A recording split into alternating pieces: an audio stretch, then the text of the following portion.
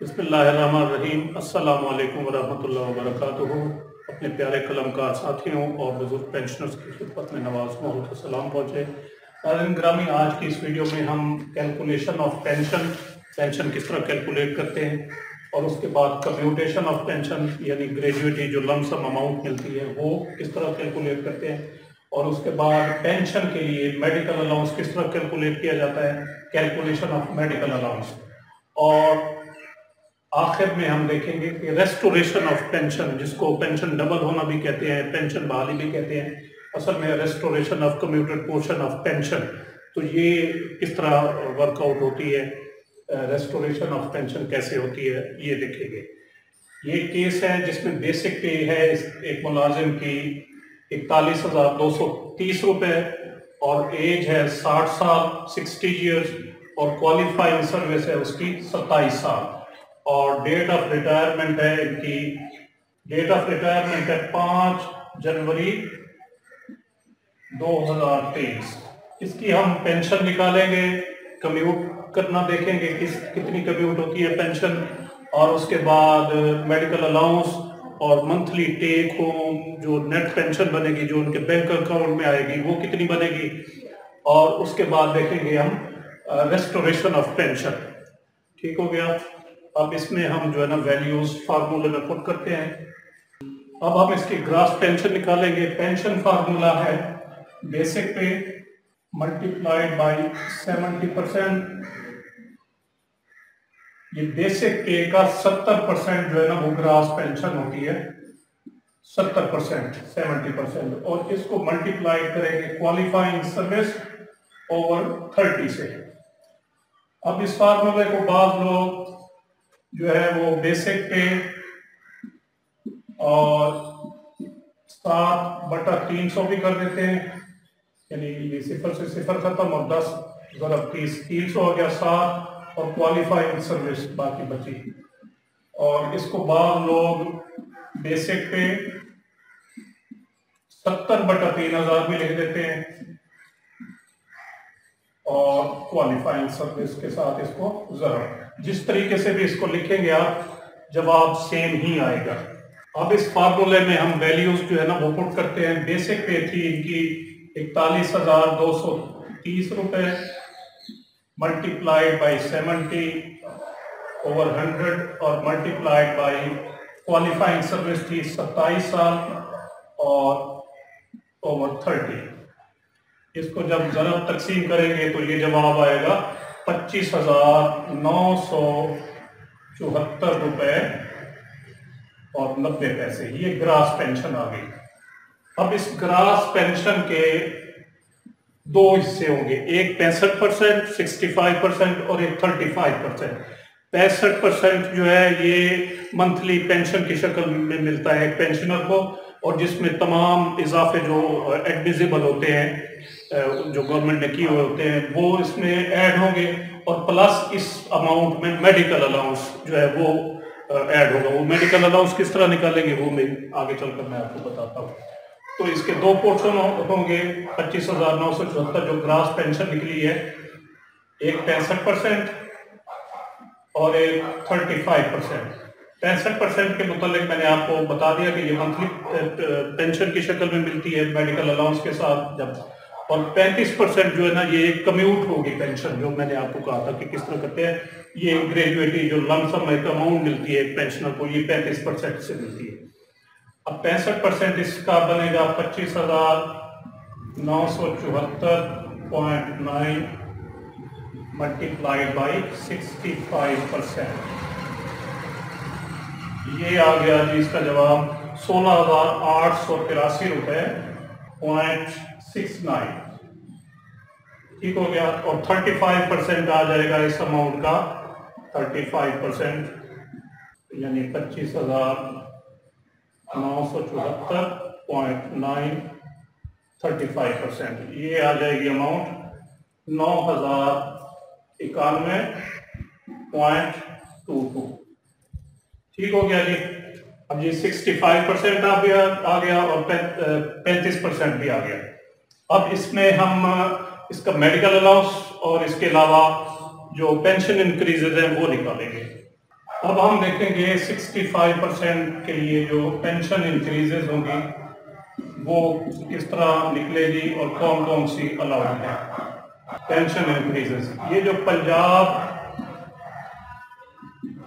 और फेडरल और बलूचिस्तान की गवर्नमेंट के जो मुलाजमीन रिटायर होंगे उनको 1 जुलाई 2021 के बाद जो 22 के बाद रिटायर होंगे उनको पेंशन इंक्रीज एडमिजिबल होगी 2011 का 15% और 2015 का 7.5% और 2022 का 15%। जबकि सिंध से जो गवर्नमेंट मुलाजिम रिटायर होंगे 1 जुलाई 2022 के बाद उनको पिछले तमाम इंक्रीजेस उनके ख़त्म करके 2022 के लिए उनको 63.5% पेंशन इंक्रीजेस जो है वो एडमिजिबल की गई है। और इसी तरह अगर KPK में देखें, KPK ने पिछले तमाम इंक्रीजेस ख़त्म करके सिर्फ 2022 के लिए 15% इंक्रीज जो है ना वो एडमिजिबल की है। ठीक हो गया। पंजाब 2011 का 15%, 2015 का 7.5%, 2022 15%, सिंध में 2022 का 63.5% और KPK 15% 2022। अब ये मुलाजिम जिनकी हम पेंशन वर्कआउट कर रहे हैं ये पंजाब से ताल्लुक़ रखते हैं, पंजाब गवर्नमेंट के हैं, तो इनको मिलेगा 2011 का 15% और 2015 का 7.5% और 2022 का 15%। ये देखते हैं कितना कितना निकलता है। ये जो 65% नेट पेंशन है उस पर निकालेंगे 16,883.69 मल्टीप्लाइड बाई 15/100 ये निकला 2533 रुपये। अब इस 2533 को इस अमाउंट में जमा कर देंगे तो वो बनेगी 19,417 और इसका हम निकालेंगे 7.5%। ये आएगा 1456 रुपये। अब इस 1456 को इस अमाउंट में जमा कर देंगे, ये बनेगी 20,873।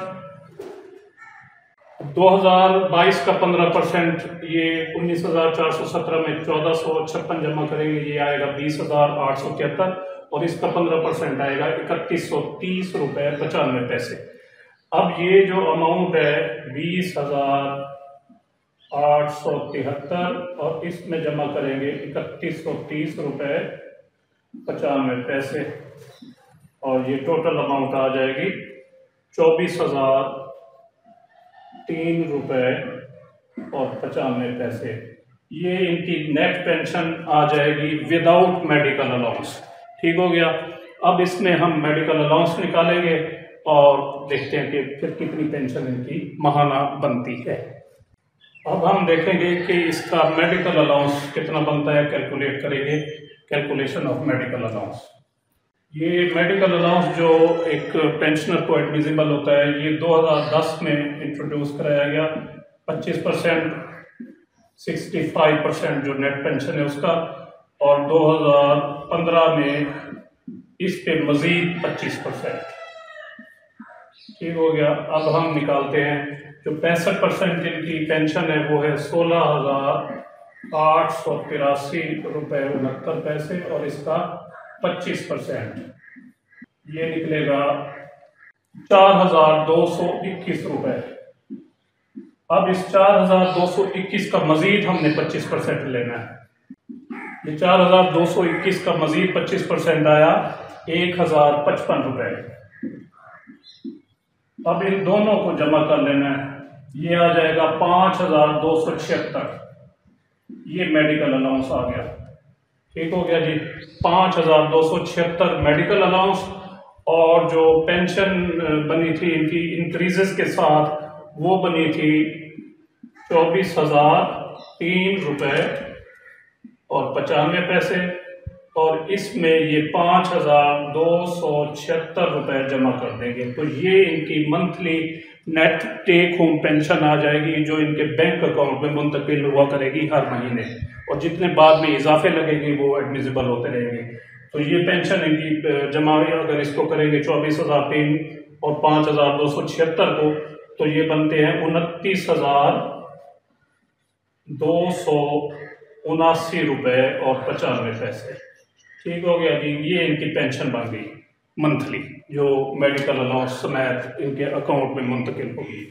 अब हम देखते हैं कि इसकी ग्रेजुएटी कितनी बनती है, और बाद में जो देखेंगे कि इनकी पेंशन जो है वो किस तारीख को रिस्टोर होगी, बहाल होगी। अब हम देखेंगे इस केस में कि कम्यूट जो है ना वो पेंशन कैसे होती है, ग्रेजुएटी जो है ना वो किस तरह निकाली जाती है, कम्यूटेशन ऑफ पेंशन। ये 65% आपका इजाफा लगने के बाद और मेडिकल अलाउंस इस पर कैलकुलेट करने के बाद मैंने आपको पेंशन बता दी 29,279 रुपये 95 पैसे। इसके प्लस यानी पेंशन इंक्रीजेस और प्लस इसमें मेडिकल अलाउंस। ठीक हो गया जी, ये मंथली पेंशन बनती है। ये जो होती है ये काम आती है ग्रेजुएटी निकालने के लिए। अब इस केस में आएगी काम 9,091 रुपये 22 पैसे, और ये चूंकि मंथली है तो इसको हम दे देंगे 12 से ज़रब और एज रेट के साथ इसको मल्टीप्लाई करेंगे। अब पाकिस्तान में जो इस वक्त कम्यूट करने के लिए पेंशन कम्यूट करने के लिए जो एज रेट जो है वो लागू है, वो है 2001 से लागू, सितंबर 2001 से। तो नेक्स्ट पता नहीं कब चेंज होते हैं, फिलहाल ये 2001 से लागू है। तो 60 साल की इनकी उम्र थी, तो 60 साल के लिए जो एज रेट लागू होता है वो होता है 12.3719। ठीक है जी, अब इन सबको देंगे ज़रब, तो ये आ जाएगा ग्रेजुएटी हमारी निकल आएगी, पेंशन जो है वो कम्यूट हो जाएगी, कम्यूटेशन ऑफ पेंशन निकल आ जाएगी। ये बनेगी 9,091 को 12 से ज़रब और 12.379 से ज़रब देंगे, तो ये आ जाएगा 13,49,707 रुपये। ये इनकी कम्यूटेशन हो जाएगी, ये जो ग्रेजुएटी जिसको कहते हैं, और इकट्ठे पैसे हैं। जीपी फंड की रकम और जो लीव इनकैशमेंट की रकम होती है वो इसके अलावा होगी। ठीक हो गया। अब हम देखते हैं कि रेस्टोरेशन ऑफ पेंशन जो है ना वो डेट किस तरह निकाली जाती है। उसके लिए बिल्कुल आसान सा फार्मूला है, कोई इसमें लंबी चौड़ी रॉकेट साइंस नहीं है। डेट ऑफ रिटायरमेंट और इसमें जमा कर देंगे एज रेट, ये आपकी निकल आएगी date of restoration of pension. अब इस केस में 5 जनवरी 2023 को ये मुलाजिम रिटायर हुए हैं, और एज रेट जो था वो था 12.3719। अगर इधर इशारे के बाद 5 हो तो फिर इधर 1 बढ़ा देंगे। अब इस केस में 3 है तो 12 रहने देंगे। अब इसमें ये जमा कर देंगे 12। अब ये निकल आएगा 5/3/2035। 5 जनवरी 2035 को इनकी पेंशन रिस्टोर होगी। बस ये डेट ऑफ रिटायरमेंट में एज रेट आपने जमा कर देना है। अब फर्ज किया अगर ये 55 साल की उम्र में रिटायर होते तो फिर इनकी रेस्टोरेशन ऑफ पेंशन कब होती, यानी यही डेट 5/1/2023 को, और इनकी उम्र 60 के बजाय फर्ज किया कोई और मुलाजिम है उसकी 55 साल है, तो फिर क्या होगा, उसमें एज रेट जो है ना वो तब्दील हो जाएगा। उसमें एज रेट 55 साल का जो है वो है 15.1478। ये 55 साल की उम्र के लिए ये एज रेट लागू होगा। तो इधर फिर हम जो है ना ये 5 जमा कर देंगे, यानी इसमें 15 जमा कर देंगे।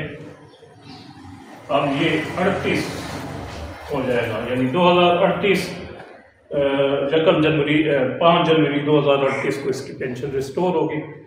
तो उम्मीद है मैंने काफ़ी डिटेल से आपको समझाया इसमें, क्योंकि एक दोस्त ने कहा था कि हमें जो टीचर की तरह है समझाते हैं तो वैसे समझाएं।